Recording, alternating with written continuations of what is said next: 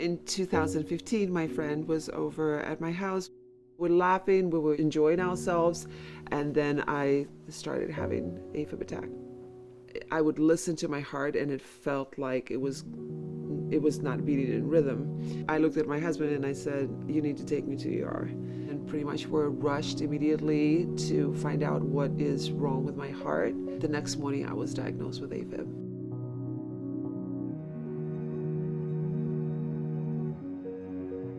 I think as a child I passed out a couple of times, and it might have been just that, but I keep thinking that maybe it was just the beginning of this.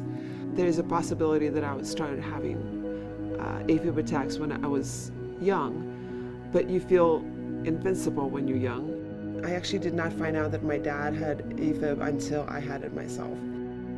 The unfortunate thing with Afib, the Afib needs to be caught while it's happening. The heart itself is healthy, nothing wrong, I'm in great shape, nothing wrong.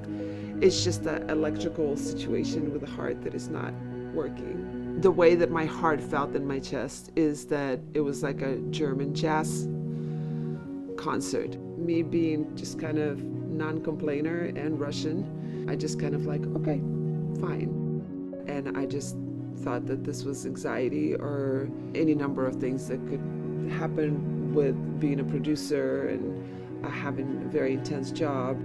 Initially, ablation was a terrifying thought because anytime your heart is involved in any kind of surgical procedure, even if it's not an open heart surgery, just anything where people go into your beating heart is terrifying.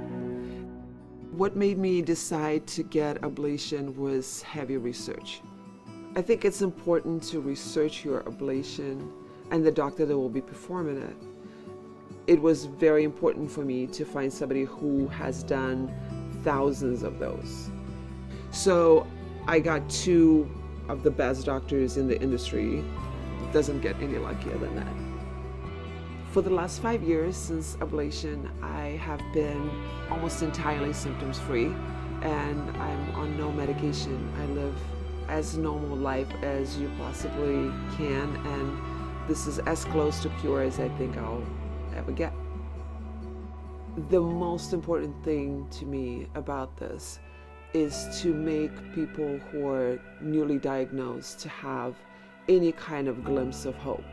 Because I couldn't find any positive things on the internet, I want this to be an answer to someone who's newly diagnosed and Googling things the way that I used to, and have hope that this is actually maintainable. You just need to keep going and fighting it. The thing that makes this maintainable is hope.